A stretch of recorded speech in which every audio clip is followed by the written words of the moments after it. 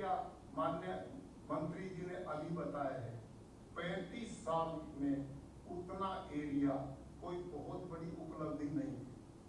हमने अपने काम को करते हुए मैंने कुल 4-5 साल हुए और मैं तो अकेला ही जुटा पड़ा था। अब तो मंत्री जी खड़े हो गए, प्रधानमंत्री जी का आशीर्वाद मिल गया, अब नीति आयोग जी डॉक्टर राजीव जी तो बहुत परिश्रम से इस मिशन पे लगे रहे। तो मैं समझता हूं कि लोगों में उत्साह पैदा हो। मजबूरी है, ये मजबूरी है। क्यों? 1,60,000 करोड़ रुपया इतना ही ना लिया सब्सिडी का। और जिस गति से महंगाई बढ़ रही है, इस साल के अंत तक 2 लाख करोड़ रुपया होगा। भारत सरकार 2 लाख करोड़ रुपया प्रति वर्ष यूरिया, डीएपी इन पे सब्सिडी का काम करती है और फिर उसको किसान खरीदता है, तो 1 लाख करोड़ का वो भी खरीदता होगा। 3 लाख करोड़ रुपए का विदेशों से हम जहर खरीदते हैं, धरती में डालते हैं, धरती को जहरीला करते हैं। जो मित्र जीव जो हमारी जमीन को उपजाऊ बनाते थे, जो केचुआ रात दिन बिना पैसे लिए काम करता था, जो जीवाणु उसमें ऑर्गेनिक कार्बन बढ़ाते, उनको हम मार रहे हैं। जमीन को बंजर करके आने वाली पीढ़ियों को बंजर जमीन देने की तैयारी में। सारी धरती का पानी पंपों से खींच लिया, धरती ऊपर से पत्थर बना दी, बारिश का पानी जमीन पीती नहीं। बह करके पानी सारा ऊपर का जो उपजाऊ भूमि है, बह करके सारा पानी नदी नालों में चला जाता है ना। यही का प्रोग्राम। आप हरियाणा का मैं रहने वाला हूँ, पंजाब के सरदार जी सामने बैठे हैं। क्यों भाई जी, हर साल 4 फुट पानी डाउन जा रहा है कि नहीं? उत्तराखंड, आप तो फिर मजे ले रहे हैं पानी के वहां। लेकिन परिवार तो होगा पंजाब में भी। हाँ, बहुत अच्छा। तो इसका मतलब ये है 4 फीट पानी प्रति वर्ष नीचे जा रहा है। अब यूं ही चलता रहा तो पीने के भी लाले पड़े। इतने दुष्परिणाम इसके हमारे सामने। आप सबसे मैं पूछता हूं, रासायनिक खेती से पहले धरती थी कि नहीं? दुनिया बसी हुई थी। हमारा इतिहास लाखों बरस पुराना इतिहास है और इस रासायनिक खेती का इतिहास कुल 60 साल पुराना है। और ये जो चर्चा की जाती है ना, इसमें भी मेरा थोड़ा मतभेद है। निश्चित रूप से हम कृषि वैज्ञानिकों को बधाई देते हैं कि उन्होंने उस समय भारत की भूखमरी को मिटाने के लिए बहुत बड़ा अभियान चलाया। उससे इनकार नहीं किया जा सकता, सब बधाई के पात्र हैं। लेकिन रासायनिक ने ही बढ़ाया, ये कारण नहीं था। अब ध्यान सुनना मेरी बात की। उस समय के जो लोग हैं, उस समय इस देश में जंगल ही जंगल थे, उपजाऊ जमीन, वो जमीन खेती वाली थी कितनी? रकबा मंत्री जी कहां था रकबा? आप तो मध्य प्रदेश में तो पिछले 10-20 साल में ही डबल बोने की जमीन हुई है। उससे पहले बोने की जमीन कहां थी? सरदार जी जब उत्तराखंड में रहते हैं, वो जंगल ही तोड़े थे ना, बुजुर्गों ने जंगल तोड़े ना। तो उस समय कारण क्या था? न तो नहरों की व्यवस्था थी, न ट्रैक्टर थे, न बिजली थी, कुछ भी तो नहीं था। अंग्रेज तो इस देश को लूटने पर लगा हुआ था, किसान के लिए कुछ भी नहीं किया गया था। हमारे पास जंगल ही जंगल थे, बोने की धरती थी नहीं, वो इतनी कम थी। आबादी बढ़ गई, कमजोरी आ गई, टेक्नोलॉजी का यूज उस समय किया नहीं गया। ये जो हमारी प्राकृतिक पद्धति है, ये एक प्रकार की टेक्नोलॉजी है, तकनीक है, विज्ञान है।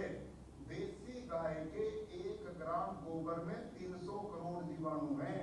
यदि जीवामृत में उनको कन्वर्ट करते हैं तो 5 दिन में हर 20 मिनट में वो डबल होके बढ़ते हैं।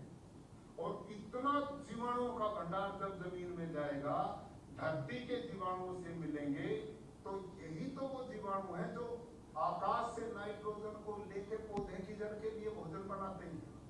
और धरती के अंदर सारे तत्व भगवान ने दिए, वहां फास्फोरस है, जिंक है, पोटास है, कॉपर है, सब कुछ है, लेकिन वो तत्व स्वयं पौधे का भोजन नहीं बनाते। उन तत्वों से पौधे का भोजन बनाने का काम सूक्ष्म जीवाणु करते हैं। और ये सूक्ष्म आदरणीय शिवराज चौहान जी भी हमारे बीच में माननीय मुख्यमंत्री मध्य प्रदेश पहुंचे हैं, उनका भी हम हार्दिक अभिनंदन करते हैं। और आपको जानकर प्रसन्नता होगी, अभी इसी 30 अप्रैल को आदरणीय चौहान साहब ने, मुख्यमंत्री जी ने मुझे भोपाल में बुलाया। आदरणीय हमारे केंद्रीय मंत्री जी भी उसमें वर्चुअल हमारे बीच में जुड़े थे। 9.5 लाख किसानों को मुख्यमंत्री जी ने उस कार्यक्रम से मध्य प्रदेश में जोड़ा था। और इस मिशन को आगे बढ़ाने में वो बहुत बड़ा अभियान और रुचि ले रहे हैं, उनको मैं बधाई देता हूँ। तो आदरणीय बंधुओं, लंबी चर्चा में करते हुए इतना ही मेरा निवेदन है कि प्राकृतिक जो कृषि ये बिल्कुल प्रकृति के नियमों के अनुकूल है। जैसे जंगल में आप चले जाओ, वहां पौधे को कौन यूरिया देता है, कौन डीएपी देता है, कौन कीटनाशक छिड़कता है, कौन पानी देता है, और फिर भी हरे भरे हैं, लदे हुए फलों से लद जाते हैं। जब वहां ये नियम काम करता है तो हमारे खेत में क्यों नहीं करेगा? जो नियम वहां करे वही खेत में करे, इसका नाम प्राकृतिक कृषि है। और ये असंभव नहीं है। यहाँ पर आपको जानकर एक अंतिम उदाहरण मेरे को डॉक्टर आदरणीय जगदीश शर्मा जी बैठे, आप हिमाचल प्रदेश से, डॉक्टर राजेश्वर चंदेल जी हैं, कंवर साहब बैठे, ये वो अधिकारी हैं आदरणीय मंत्री जी। जब मैंने हिमाचल प्रदेश में गवर्नर रहते काम शुरू किया तो मैंने पूरा मंत्रिमंडल, मुख्यमंत्री जी ने एक कार्यक्रम किया, तो मैंने अपने इस विषय को रखा और उस विषय में मैंने कहा कि भाई मैंने अपनी बात कह दी, इस खेती को करेगा कौन, अपनी इच्छा से बताओ। तो राकेश कंवर जी वहां IAS अधिकारी और इस समय कृषि सचिव हैं पूरे प्रदेश के, हिमाचल प्रदेश के। आप प्लीज खड़े होंगे एक बार करके। ये ऐसे अधिकारी जिन्होंने कहा कि मैं इस काम को करूंगा, सबसे आगे बढ़ करके इन्होंने स्वीकार किया। आगे राजेश्वर चंदेल जी बैठे, ये साइंटिस्ट है एग्रीकल्चर यूनिवर्सिटी लोनी में, वहां ये साइंटिस्ट नहीं समय, ये 2 सज्जन हैं। मैंने वहां खेतों में घूम घूम करके 2 साल में 50,000 किसान तैयार किए प्राकृतिक खेती। और मेरे आने के बाद इन 2 लोगों ने अब 2 लाख किसान वहां पर शुरू किए। और आपको एक इतनी रोचक घटना में सुनाने लगा हूं, सौभाग्य से मुझे यही मिले। प्लीज आप भी थोड़ा खड़े हो जाए। आप हैं श्री जगदीश शर्मा IAS, ये हिमाचल प्रदेश के मुख्यमंत्री के प्रिंसिपल सेक्रेटरी है। अभी जस्ट 1-2 महीना पहले की बात, जनवरी में जब गवर्नर था वहां पे, उन दिनों जगदीश शर्मा जी उस प्रदेश में हॉर्टिकल्चर के सेक्रेटरी। आप बैठिए, इनका सेब का बगीचा है, मैं वहां प्राकृतिक का प्रचार करूं और महाराज अपने खेत में यूरिया DAP का काम करते हैं। अब विश्वास ही नहीं होता लोगों को, क्योंकि जब तक कमजोरी की बात हम करेंगे तो ये लोग तैयार कैसे होंगे? मन से मजबूती आएगी। माननीय प्रधानमंत्री जी ने 16 दिसंबर को गुजरात से आनंद से जो संबोधन किया, उन्होंने बहुत करुणाजनक शब्दों में एक बात कही थी, भाई आपसे हम पूछना चाहते हैं, जब धरती जवाब दे देगी फिर क्या करोगे? धरती में पानी ही नहीं बचेगा फिर क्या करोगे? ये पर्यावरण ही जवाब दे गया फिर क्या करोगे? ऐसी स्थिति में हमने बदलना पड़ेगा। अब बिल्कुल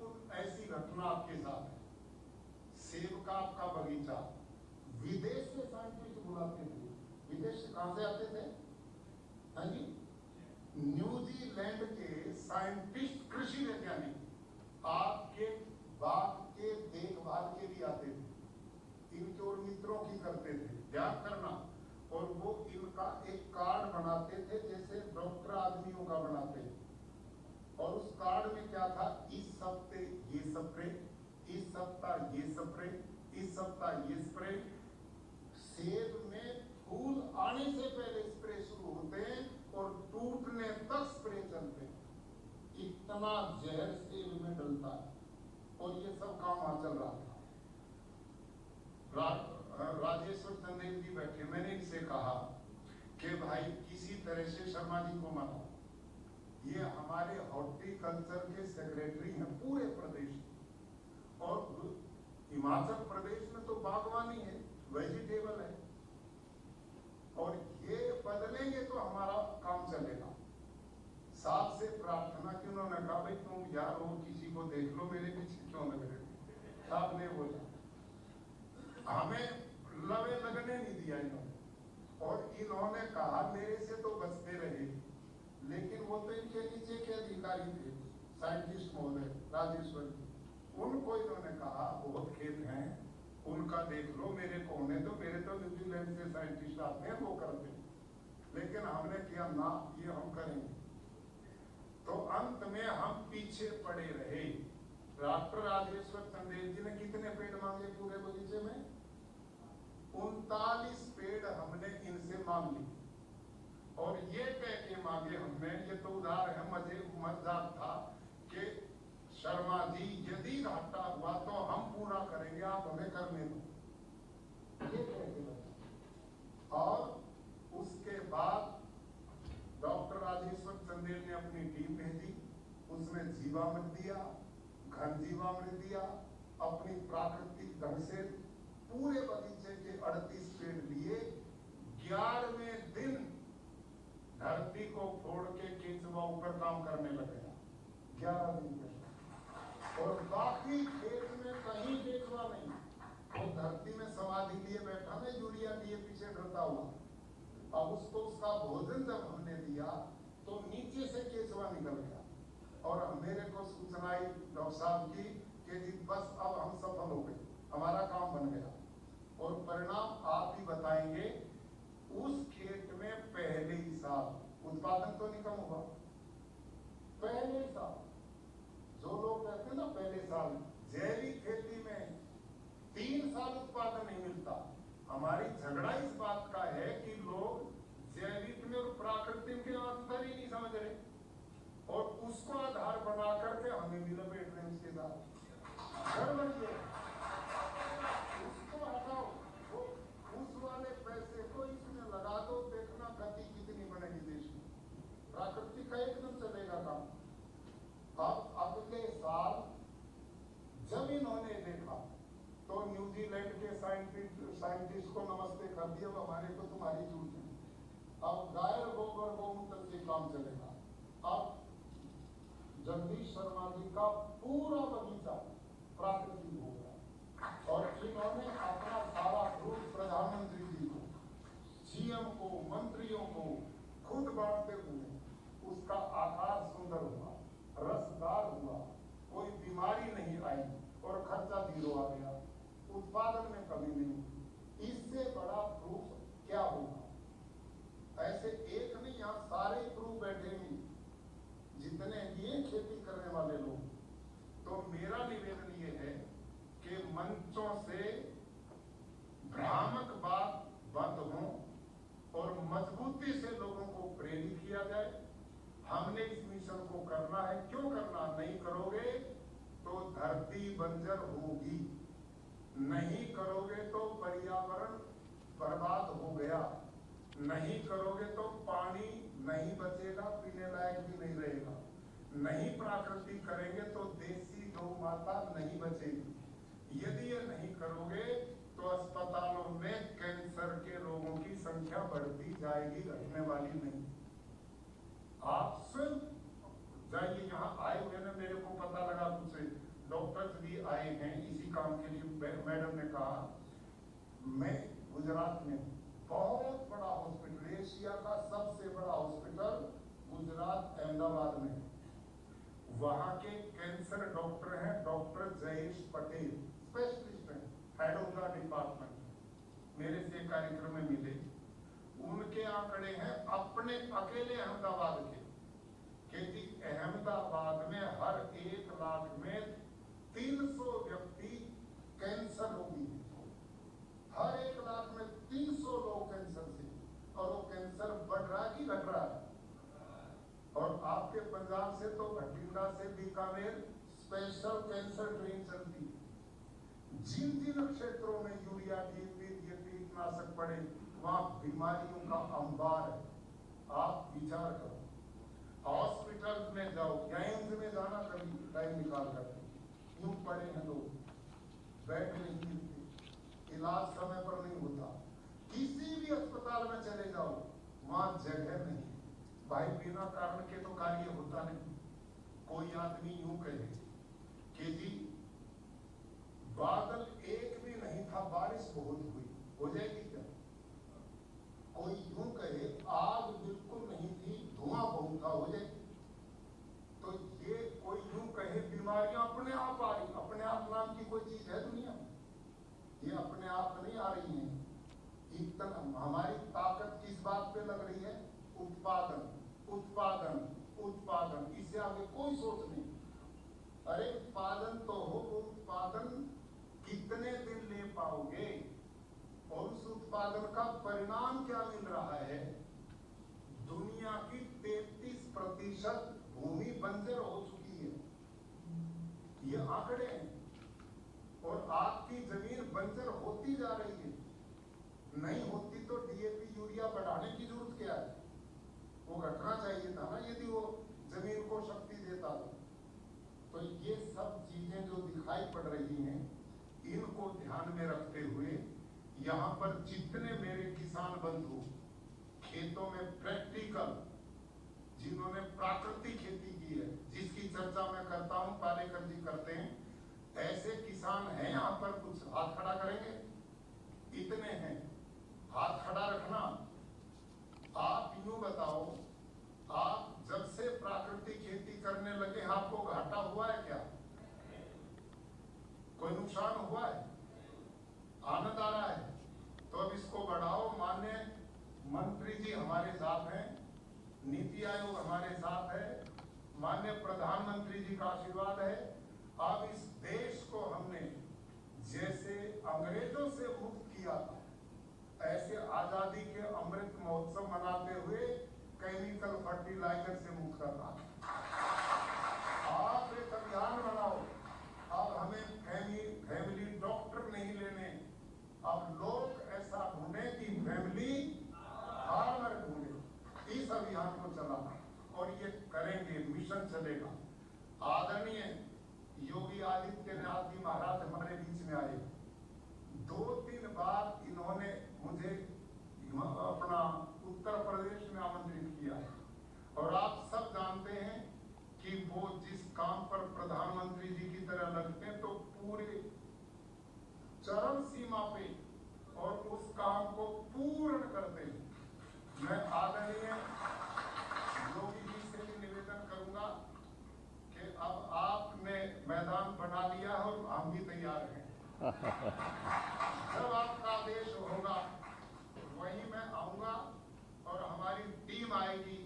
हमारे इतने अपना राजेश्वर चंदेल जी बैठे हैं, डॉक्टर कंवर साहब बैठे हैं, कितने ट्रेनर होंगे अपने हिमाचल में इस समय जिनको हम देश में भेज सकते हैं? 5,000 मंत्री जी, 5,000 ट्रेनर अकेला हिमाचल आपको दे सकता है। हम गांव-गांव के अंदर शिविर लगाएंगे, गांव-गांव। आप गुजरात वाले बताओ। हाँ, मतलब वहां पर हमने 2 लाख किसान इस समय गुजरात में भी जोड़ दिए और हमारे ट्रेनर जो है आत्मा का एक वर्कर हमारा ट्रेनर बन चुका है। और वहां पर करीब 200-300 किसान ऐसे हैं कि जो खेती में ट्रेनिंग देने का काम कर सकते हैं। और प्राकृतिक खेती से 2 लाख किसान इस समय जुड़ चुके हैं। ये अभियान अब पूरे देश में युद्ध स्तर पर चलेगा। मुझे पूर्ण विश्वास है आदरणीय केंद्रीय कृषि मंत्री महोदय बहुत ही उदार हैं और बहुत विद्वान हैं, उनके विचार सुनने में ही आनंद आता है और कृषि के प्रति उनका नॉलेज ज्ञान अनुपम है। हम इनके नेतृत्व में माननीय प्रधानमंत्री जी के आशीर्वाद से नीति आयोग का सहयोग लेकर इस अभियान को चलाना है। बस एक मेरा निवेदन है कि इस मिशन पर कमजोरी की बात ना करें, हर समय उत्साह हो। ये कई तरह की खेती, कई तरह की हटाओ, एक तरफ रासायनिक खेती चलाओ, एक तरफ प्राकृतिक खेती चलाओ। और ये सुझाव जो आप दोनों ने दिया, चांद साहब ने भी दिया और माननीय कृषि मंत्री जी ने भी, कि जहां यूरिया डीएपी का प्रयोग कम हो रहा है, ये बहुत अच्छा सुझाव इनका। आप उस एरिए को तो एकदम हमें सौंप दो, सीधा हमें सौंप दो, वहां उत्पादन एकदम हम जितना आप ले रहे हैं वो बढ़ेगा। और रासायनिक वाली जो बात है, 25 साल मैंने रासायनिक खेती अपने 200 एकड़ में की और 25 साल ये हरीश भाई का जो उदाहरण मैंने दिया वो तो 400 एकड़ में कर रहे हैं। पहले ही साल में उन्होंने 15% आय ज्यादा मिली है रासायनिक खेती से, पहले ही साल। तो इसमें घाटा नहीं होगा। एक ही तरीका है कि किसान को विधिवत ट्रेनिंग देनी, इसमें केवल पूरी पद्धति चलानी, ये कोई तरीका नहीं केवल जीवामृत दे दिया, घन जीवामृत दे दिया, नहीं। इसमें आच्छादन भी उतना ही महत्वपूर्ण है और आच्छादन से वापसा जो बनती है वो है असली कल्याण। 1 लीटर 1 किलो वाष्पा 6 लीटर पानी को लेती है आकाश हवा से। पानी की खेती में जरूरत नहीं पड़ेगी। वापसा क्या है? मिट्टी के 2 कण जो हैं, उन 2 कणों के बीच में 50% पानी नमी और 50% हवा, जब ये स्थिति धरती में पैदा होती है उसको वापसा बोलते हैं। और जब ये बनेगी तो वहां जीवाणु और मित्र जीव को काम करने का खुला अवसर मिलता है। वो कई गुना स्पीड से काम करते हैं और जब वो काम करते हैं तो आपका ऑर्गेनिक कार्बन बढ़ेगा। एक ही साल में जितना आपकी जमीन का ऑर्गेनिक कार्बन, आप जितने किसान हैं आज जो केमिकल करते हैं, अपनी खेत का मिट्टी टेस्ट कराओ, लैब में टेस्ट कराओ, जितना ऑर्गेनिक कार्बन आज है ना आपका, प्राकृतिक करोगे 1 साल में ही डबल होगा। और इसको साइंटिस्ट कोई मानने को तैयार नहीं।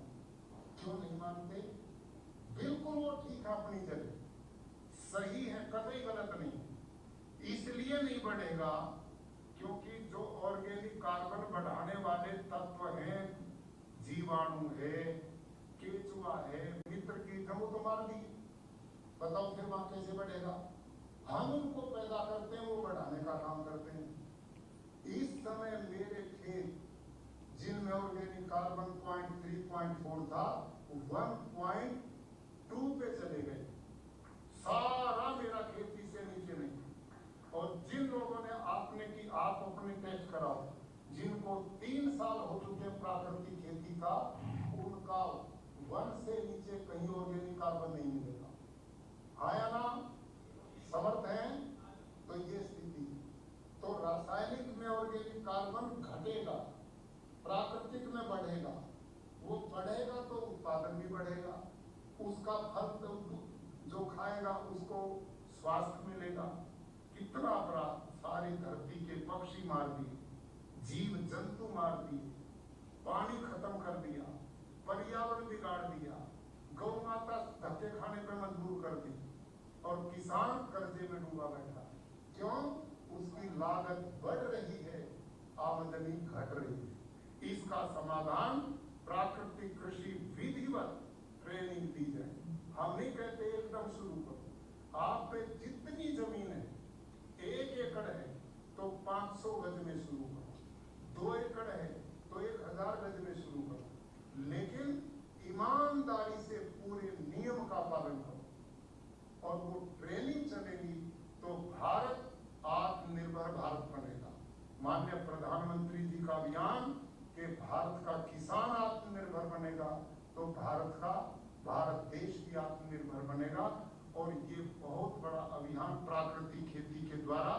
चल सकता है। मैं अंत में नीति आयोग को बहुत बहुत इस आयोजन के लिए बधाई देता हूं। जितने आदरणीय हमारे मुख्यमंत्री महोदय इस मिशन में जुड़े, उनका भी आभार प्रकट करता हूं। और केंद्रीय मंत्री जी, जिनका बहुत स्नेह आशीर्वाद भारत के किसान के साथ जुड़ा हुआ है, रात दिन इस परिश्रम के साथ वो काम आगे बढ़ा रहे हैं कि भारत का किसान उन्नत हो, समृद्ध हो, खुशहाल हो। इस दिशा में हम आगे बढ़ेंगे। और माननीय प्रधानमंत्री जी ने इस चुनौती को समझते हुए हम सबको जो काम दिया है, हमने मिल करके इसको आगे बढ़ाना है। धन्यवाद। बहुत बहुत धन्यवाद माननीय राज्यपाल जी, आपके स्वयं के अनुभव प्रामाणिक विचारों से सभी को प्राकृतिक खेती की तरफ प्रोत्साहित करने का, और कैसे प्राकृतिक खेती हमारे धरती के लिए, हमारे लोगों के लिए, हमारे किसानों के लिए फायदे का सौदा हो सकती है। बहुत बहुत धन्यवाद आपके ज्ञानवर्धक संदेश के लिए, दिशा निर्देश के लिए। और अब इस कार्यशाला की अध्यक्षता कर रहे माननीय डॉक्टर राजीव कुमार जी, माननीय उपाध्यक्ष नीति आयोग, उन्हें आमंत्रित करते हैं उनके समापन टिप्पणी और उनके ऑब्जर्वेशंस के लिए।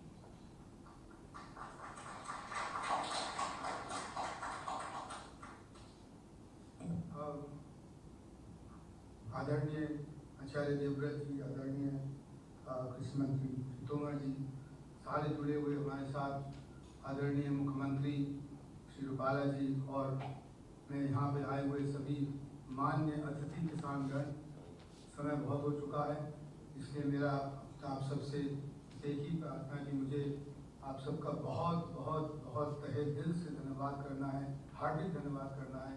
खासतौर से आप सब लोग जो यहाँ जुड़े हैं, यहाँ बहुत पूरे देश भर से यहाँ आए हैं, और हमारे साथ जो सारे मुख्यमंत्री जुड़े हैं, उनका मैं बहुत ही आभार करना चाहता हूँ। अगला सत्र शुरू करने के लिए मैं आप सब लोगों को आमंत्रित करता हूँ, और फिर से दोबारा जितने हमारे मंचासीन, हमारे सब जो अतिथि हैं, हमारे सब जो मान्य लोग हैं, उनका मैं फिर से बहुत धन्यवाद अदा करता हूँ।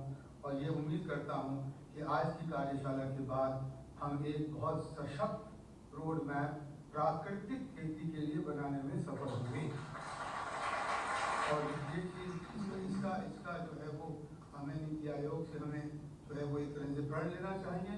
और मैं फिर से एक बार दोबारा ज़्यादा समय न लेता हुआ आप सबका बहुत बहुत हार्दिक अभिनंदन और धन्यवाद करता हूँ। नमस्कार। और इस सत्र के समापन पर मैं डॉक्टर राजीव कुमार जी से निवेदन करती हूँ कि एक विशेष स्मृति चिन्ह भेंट कर हमारे माननीय राज्यपाल जी को सम्मानित करने के लिए। बहुत बहुत धन्यवाद। साथ साथ माननीय मंत्री जी का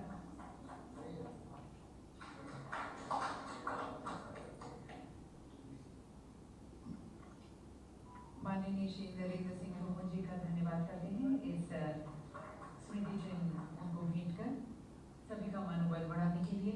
और अब मैं डॉक्टर नीलम पटेल को आमंत्रित करती हूँ कि वह डॉक्टर राजीव कुमार जी को, प्रोफेसर रमेश चंद जी को,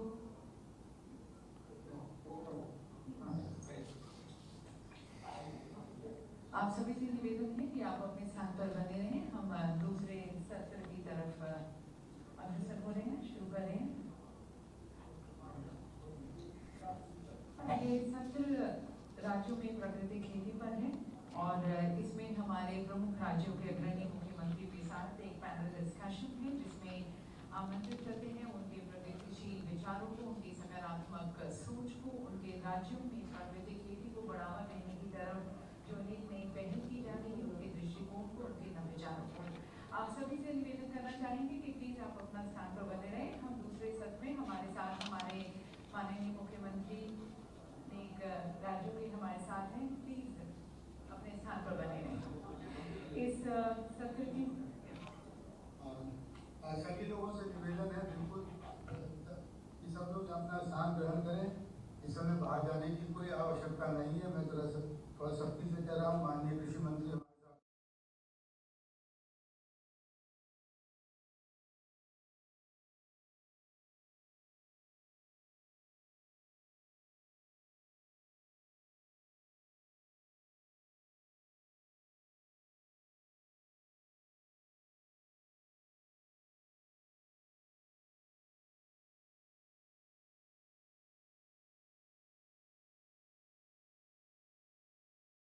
अपना संबोधन आरंभ करें। माननीय योगी आदित्यनाथ जी।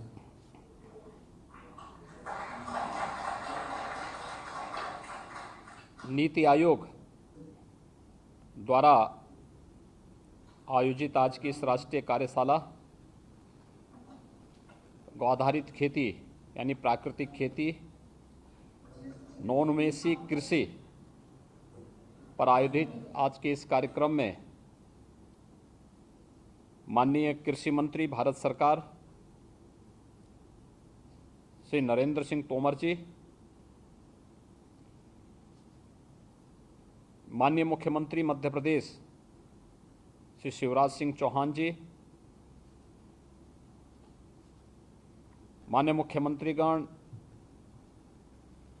हिमाचल प्रदेश श्री जयराम ठाकुर जी, माननीय मुख्यमंत्री उत्तराखंड श्री पुष्कर सिंह धामी जी, माननीय मुख्यमंत्री आंध्र प्रदेश श्री वाईएस जगनमोहन रेड्डी जी, केंद्रीय मंत्री माननीय पुरुषोत्तम रुपाला जी, नीति आयोग के माननीय उपाध्यक्ष डॉक्टर राजीव कुमार जी, नीति आयोग के हमारे सभी माननीय सदस्यगण, उत्तर प्रदेश सरकार में हमारे कृषि मंत्री श्री सूर्य प्रताप शाही जी और देश के अलग अलग राज्यों से उपस्थित सभी हमारे प्राकृतिक खेती से जुड़े हुए विशेषज्ञगण, मुझे बहुत प्रसन्नता है और मैं धन्यवाद दूंगा नीति आयोग को कि आज़ादी के अमृत महोत्सव वर्ष के उपलक्ष्य में प्राकृतिक खेती को बढ़ावा देने के लिए नॉन-इन्वेसिव कृषि पर आधारित एक दिवसीय इस राष्ट्रीय कार्यशाला का विशेष आयोजन आज दिल्ली में किया गया है। इस आयोजन में सभी स्टेक होल्डर्स प्रतिभाग कर रहे हैं, जिसमें प्राकृतिक खेती से जुड़े हुए प्रगतिशील कृषकों को भी प्रतिभाग करने के लिए आमंत्रित किया गया है। अत्यंत उपयोगी एवं प्रासंगिक विषय पर आयोजित की जा रही इस कार्यशाला में मैं आप सभी महानुभावों का हृदय से धन्यवाद दूंगा। मैंने अभी माननीय राज्यपाल गुजरात आचार्य देवव्रत जी के पूरे संबोधन को बहुत ध्यान से सुना है और मैं इस विश्वास के साथ कह सकता हूं कि जो उनका ये महत्वपूर्ण उद्बोधन रहा है उसे हम लोगों ने बहुत नज़दीक से महसूस भी किया है। भारत में यानी दुनिया का सबसे प्राचीन ग्रंथ वेद है और पूरी दुनिया इस बात को मानती है कि ऋग्वेद दुनिया के सबसे प्राचीन ग्रंथ हैं। हमारा अथर्ववेद का पृथ्वी सूक्त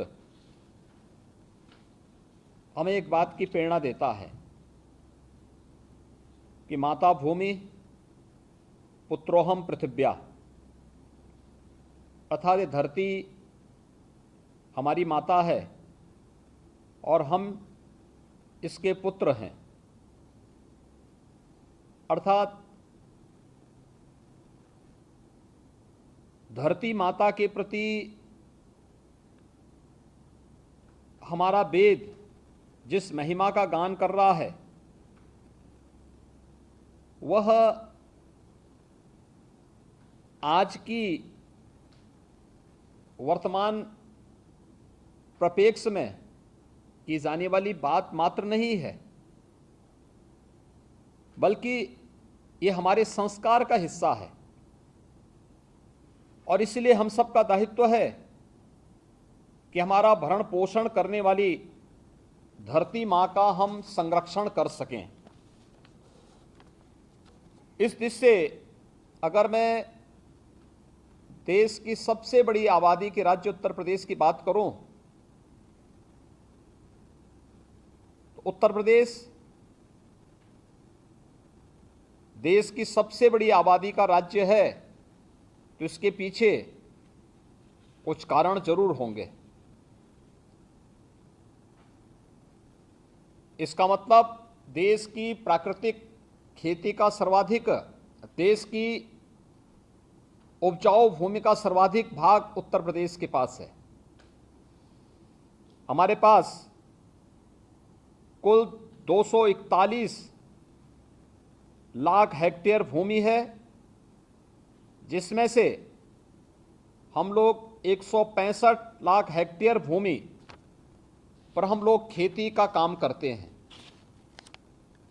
जिसमें खरीफ और रबी दोनों का देखें तो इसमें 129 लाख हेक्टेयर क्षेत्रफल में हम लोग खरीफ और रबी दोनों प्रकार की फसलों को बोने का काम करते हैं। उसकी बुआई होती है, उसका उत्पादन होता है। और मुझे बताते हुए प्रसन्नता है कि 2020-21 में उत्तर प्रदेश ने 619 लाख मीट्रिक टन से अधिक खाद्यान्न का रिकॉर्ड उत्पादन भी करके देश में सर्वाधिक खाद्यान्न उत्पादन करने वाले राज्य के रूप में अपने आप को स्थापित किया। ये जो कुछ भी हुआ है, यह हमारे किसानों के परिश्रम और पुरुषार्थ का प्रतिफल है। आदरणीय प्रधानमंत्री जी के नेतृत्व में 2014 से किसानों की आमदनी को दोगुना करने के जिस लक्ष्य को लेकर के कार्य प्रारंभ हुआ, आज उसके बेहतर परिणाम हम सब के सामने हैं। और हम सब जानते हैं कि किसानों की आमदनी को दोगुना करने के पीछे जो सबसे महत्वपूर्ण बात है वो ये कि खेती की लागत कम हो और खेती की उत्पादन क्षमता को हम बढ़ा सकें। और मुझे लगता है कि इसमें सबसे महत्वपूर्ण जो पहलू है कि खेती में लागत कम हो और उत्पादन बढ़े, यह तभी संभव है जब हम प्राकृतिक संसाधनों के संरक्षण, पर्यावरण सुधार, मानव स्वास्थ्य के लिए समुचित पोषण के साथ साथ कृषकों की आय में भी वृद्धि करने में हम सफल हों। और अगर इन सभी का रास्ता कहीं से होकर के जाता है तो वह जिस बात पर अभी महत्वपूर्ण चर्चा का शुभारंभ आचार्य देवव्रत जी ने किया है, इसके अलावा कोई दूसरा चारा हम सब के सामने है नहीं। और ये सबसे बड़ा मंत्र है हमारे सामने, गौ आधारित खेती को बचा, गौ आधारित खेती यानी प्राकृतिक खेती ही इसका एकमात्र, यानी यह एकमात्र कारण हम सब के सामने अब बचा है कि जिसके मार्ग का अनुसरण करते हुए हम इस लक्ष्य को प्राप्त कर सकते हैं। गौ आधारित यानी प्राकृतिक खेती का मतलब कम लागत और विष मुक्त खेती। हम सब जानते हैं मानव सभ्यता के आरंभ से ही गो और गोवंश यह मनुष्य की सबसे नजदीक की हितचिंतक मानी गई है। आज भी हमारी ग्रामीण क्षेत्र की अर्थव्यवस्था का मूल मंत्र गोवंश है। खेती में मशीनीकरण के साथ साथ यह बात भी समझ में आने लगी है कि हमारे जो छोटे किसान हैं उनके लिए बैल न केवल किफ़ायती बल्कि उनके संरक्षक भी हैं। प्रदेश में गौ आधारित प्राकृतिक खेती के क्रियान्वयन से न केवल हमारे किसान को कम लागत में अच्छा उत्पादन प्राप्त हो सकता है, बल्कि स्वास्थ्य के साथ साथ गो संरक्षण का कार्य भी हम इसके माध्यम से करने में सफल हो सकते हैं। इसके माध्यम से गोबर और गौमूत्र के विभिन्न प्रयोग से प्रदेश की मृदा संरचना में भी सुधार कर जीवाश्म कार्बन में बढ़ोतरी सुनिश्चित की जा सकती है और एक बड़े पैमाने पर जो धनराशि हम लोग उर्वरकों के, पेस्टिसाइड के आयात करने में खर्च करते हैं, उसकी बचत भी हम लोग कर सकते हैं। इसमें बहुत सारे कारण हैं और जिन कारणों को हम आगे बढ़ा सकते हैं, खासतौर पर हम आभारी हैं प्रधानमंत्री मोदी जी के, और मैं धन्यवाद दूंगा माननीय कृषि मंत्री जी को कि यूनियन बजट में भी प्राकृतिक खेती के लिए स्थान दिया गया है। और मुझे बताते हुए प्रसन्नता है कि हम लोगों ने 2020 में जब प्रधानमंत्री जी की प्रेरणा से उत्तर प्रदेश में नमामि गंगे यात्रा हम लोगों ने निकाली थी, नमामि गंगे यात्रा के तत्काल बाद हम लोगों ने उत्तर प्रदेश में एक विशेष कार्यशाला का आयोजन किया था, जिसमें हमारे 700 से अधिक प्राकृतिक खेती से जुड़े हुए ट्रेनर ने भाग लिया था। पूरे प्रदेश भर से सभी लोग आए थे जिन्होंने प्राकृतिक खेती के बारे में आचार्य देवव्रत जी के ही मार्गदर्शन में ये विशेष प्रशिक्षण लिया था। और आज मुझे बताते हुए प्रसन्नता है कि उत्तर प्रदेश के अंदर एक बड़े भूभाग में हम लोग प्राकृतिक खेती को आगे बढ़ा रहे हैं और उसके बहुत अच्छे चमत्कारिक परिणाम भी हम सबके सामने देखने को मिले हैं। और खास तौर पर नमामि गंगे एवं परंपरागत कृषि विकास योजना के अंतर्गत विगत 3 वर्ष के अंदर प्रदेश के अंदर पहले चरण में हम लोगों ने जैविक खेती को आगे बढ़ावा दिया और 2020 के बाद से प्राकृतिक खेती को हम लोगों ने अपना करके इस क्षेत्र में अनेक हम लोगों ने नवाचार भी किए हैं। मुझे बताते हुए प्रसन्नता है कि प्राकृतिक खेती से जो खाद्यान्न उत्पादन हो रहा है, आज हम लोगों ने हर 18 हमारे पास कमिश्नरी हैं। पहले चरण में हम लोग सभी 18 कमिश्नरी स्तर पर उसके लिए टेस्टिंग लैब स्थापित करने की कार्रवाई और हर एक मंडी में इससे उत्पन्न होने वाले खाद्यान्न के लिए भी अलग से व्यवस्था बना करके उसकी व्यवस्थित मार्केटिंग और किसान भाइयों को उसका उचित दाम मिल सके, इस कार्य को भी हम लोगों ने आगे बढ़ाना प्रारंभ किया। 2020 में जब प्रदेश में नमामि गंगे यात्रा हम लोगों ने यहां पर आयोजित की थी, उस समय यह तय हुआ था कि गंगा, यमुना, सरयू जैसी पवित्र नदियों के दोनों तटों पर 5-5 किलोमीटर के दायरे को ध्यान में रख करके हम लोग किसानों को वहां पर औद्यानिक फसल या खेती के लिए जो भी वह कार्यक्रम करेंगे, अगले 3 वर्ष तक हम उन्हें कुछ सब्सिडी दे करके प्राकृतिक खेती को व्यवस्थित रूप से आगे बढ़ाने के लिए प्रोत्साहन देंगे। और मुझे बताते हुए प्रसन्नता है कि आज उत्तर प्रदेश में एक बड़ा भूभाग ऐसा है जहां पर प्राकृतिक खेती के प्रति यहां पर लाखों किसानों ने एक रुचि बढ़ाई है और वहां उसके माध्यम से अच्छा उत्पादन ले रहे हैं।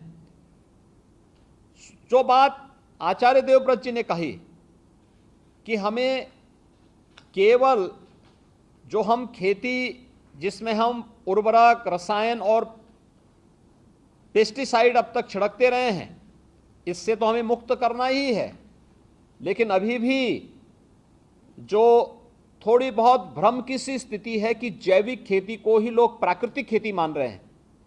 इस जैविक खेती और प्राकृतिक खेती के विभेद को भी हमें जनता के सामने, किसान भाइयों के सामने बहुत स्पष्ट रूप से रखना पड़ेगा। स्वाभाविक रूप से जैविक खेती की जब हम बात करते हैं तो यह बात अक्सर आती है कि साहब इसमें एक चक्र होता है, उस चक्र को पूरा करने के बाद ही यह खेती अपनी पूर्व की स्थिति में आ पाएगी। और स्वाभाविक रूप से किसान जिसके पास, जो लघु किसान है, सीमांत किसान है, उसके पास इतना धैर्य नहीं हो सकता कि वह इतने दिनों तक इंतजार कर सके। स्वाभाविक रूप से वह उस दिशा में आना उसके लिए चुनौतीपूर्ण है, कठिन है। लेकिन प्राकृतिक खेती में ऐसा नहीं है। प्राकृतिक खेती में एक किसान के घर में पैदा होने वाले जो भी उत्पाद हैं उनका उपयोग करते हुए गौ आधारित खेती के माध्यम से हम लोग पहले वर्ष में ही अच्छी आमदनी ले सकते हैं। और यह उन सभी किसान भाइयों के माध्यम से जिन्होंने इस प्राकृतिक खेती को अपनाया है, उस खेती के माध्यम से हम इन कार्यों, इस प्रकार के सफल प्रयोग को आसानी से देख सकते हैं। और उसके बारे में हमें बहुत विस्तार से इस कार्यक्रम को आगे बढ़ाने की आवश्यकता है, जिस पर हम लोगों को विशेष रूप से कार्यक्रम भी हम लोग प्रदेश में वर्तमान में चला रहे हैं। हम लोगों ने अब तक 1038 ग्राम पंचायतों के हमारे अलग अलग कार्यक्रम, प्रशिक्षण के कार्यक्रम भी इस पर आयोजित हुए हैं और 56,000 से अधिक कृषकों को हम लोगों ने अभी इस दिशा में व्यवस्थित रूप से प्रशिक्षित भी किया है। और मुझे बताते हुए प्रसन्नता है कि जब 16 दिसंबर 2021 को आदरणीय प्रधानमंत्री जी ने प्राकृतिक खेती पर एक वर्चुअल संवाद किया था, तो उस समय उत्तर प्रदेश के 1055 कृषकों समेत प्रदेश के सभी 825 विकास खंडों में 1,65,000 हमारा किसान भाई इस प्राकृतिक खेती के साथ सीधे सीधे जुड़ा हुआ दिखाई दिया था। प्रदेश के अंदर इस अनेक ऐसे कार्यक्रम वर्तमान में राज्य सरकार चला रही है, जिसमें उन प्रगतिशील किसानों को जो प्राकृतिक खेती के माध्यम से जिन्होंने अपनी आमदनी को, लागत को कम करके आमदनी को कई गुना बढ़ाया है, उन्हें हम समय समय पर यहाँ पर सम्मानित भी करते हैं। प्रदेश के अंदर वर्तमान में हमारे कई किसान ऐसे हैं जो प्राकृतिक खेती के साथ जुड़ करके इस अभियान को और धरती माता को जहर से मुक्त यानी विष से मुक्त करने के इस अभियान के साक्षी बन रहे हैं।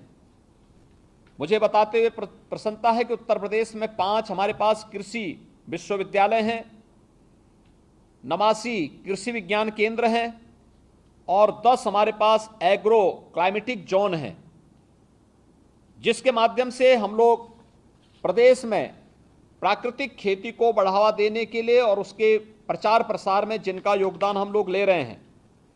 इसी प्रकार प्रदेश में केंद्र पोषित भारतीय प्राकृतिक कृषि पद्धति के अंतर्गत भी 35 जनपदों के लिए 38,670 हेक्टेयर क्षेत्रफल में 82 करोड़ 83 लाख रुपए की लागत की कार्ययोजना भी हम लोगों ने वर्तमान में यहाँ पर भारत सरकार द्वारा स्वीकृति की गई है और जिसे हम वर्तमान में क्रियान्वित कर रहे हैं।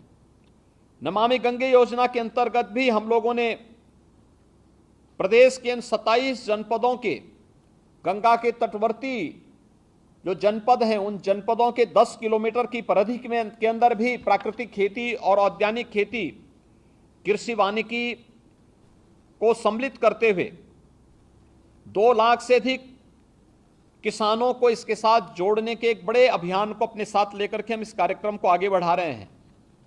और बुंदेलखंड जो क्षेत्र उत्तर प्रदेश का है, हमारे 7 जनपद इसके अंदर आते हैं। यहाँ पर विशेष रूप से प्राकृतिक खेती को बढ़ावा देने के लिए राज्य सरकार अपने स्तर पर एक विशेष प्रयास प्रारंभ कर रही है। और इसी प्रकार से हम लोगों ने इन यानी प्राकृतिक खेती को आगे बढ़ाने की दिशा में प्रदेश सरकार ने जो अभियान प्रारंभ किए हैं, इस दिशा में मेरे नीति आयोग को और माननीय कृषि मंत्री जी को कुछ सुझाव भी थे। एक, राज्य सरकार द्वारा कृषि विश्वविद्यालय व कृषि विज्ञान केंद्रों में शोध एवं प्रशिक्षण हेतु प्रदर्शन के कार्यक्रम प्रारंभ जो हमें करने थे वो हमारे प्रारंभ हो चुके हैं। इसे और प्रभावी बनाने के लिए उचित होगा कि इस कार्य को ICAR की देखरेख में कृषि विश्वविद्यालय व कृषि विज्ञान केंद्रों के साथ साथ ICAR के संस्थानों द्वारा भी संचालित किया जाए। इस समन्वित कार्यक्रम से प्रदेश के विभिन्न एग्रो क्लाइमेटिक जोन के लिए उपयुक्त फसलों व उनकी प्रजातियों का चिन्हीकरण भी हो सकेगा और जिन्हें हम कृषकों द्वारा अपनाने से योजनाओं को सफलतापूर्वक भी हम इसे क्रियान्वित कर पाएंगे। दूसरा है रुपये कृषि विकास योजना के अंतर्गत जैविक खेती के लिए 50,000 रुपये प्रति हेक्टेयर का प्रावधान है, जिसमें से कृषकों का प्रोत्साहन 31,000 रुपये प्रति हेक्टेयर 3 वर्षों के लिए अनुमन्य है। परंतु भारतीय प्राकृतिक खेती पद्धति के दिशा निर्देशों में जो प्राकृतिक खेती है इसके लिए मात्र 21,000 रुपये प्रति हेक्टेयर का ही प्रावधान रखा गया है, जिसमें कृषकों का प्रोत्साहन के रूप में मात्र 2,000 रुपये प्रति हेक्टेयर 3 वर्ष के लिए अनुमन्य है। मेरा अनुरोध है कि इस योजना के अंतर्गत भी कृषकों के लिए प्रोत्साहन की धनराशि को बढ़ाकर 31,000 रुपये प्रति हेक्टेयर 3 वर्षों के लिए पीकेवीवाई के समतुल्य किया जाना उचित प्रतीत होता है। जैविक खेती या प्राकृतिक खेती से जुड़े कृषकों के लिए सबसे बड़ी चुनौती उनके उत्पाद का मूल्य संवर्धन और विपणन है। इसलिए अनुरोध है कि योजनाओं के लिए दिशा निर्देशों में ही मार्केट प्रमोशन तथा ब्रांडिंग की व्यवस्था भी समाहित करने के लिए समुचित वित्तीय व्यवस्थापक का भी इसमें अगर समावेश किया जाए, क्योंकि बिना इसकी मार्केटिंग और मार्केटिंग और ब्रांडिंग तब होगी जब हम लोग पर्याप्त मात्रा में इसके लिए टेस्टिंग लैब्स भी उपलब्ध करा सकें। इस दिशा में हमें अवश्य विचार करने की आवश्यकता है। मुझे विश्वास है कि आज की नीति आयोग के द्वारा आयोजित एक कार्यशाला आदरणीय प्रधानमंत्री जी के विजन को सफलतापूर्वक पूरे देश के अंदर लागू करने में सफल होगी और हम कम लागत में अपने अन्नदाता किसानों की आमदनी को कई गुना बढ़ाने में सफल होंगे। मैं इस पूरी कार्यशाला के प्रति हृदय से नीति आयोग को धन्यवाद देते हुए माननीय कृषि मंत्री जी के प्रति हृदय से आभार व्यक्त करते हुए इस पूरे आयोजन के प्रति हृदय से अपनी शुभकामनाएं देता हूं। बहुत बहुत धन्यवाद।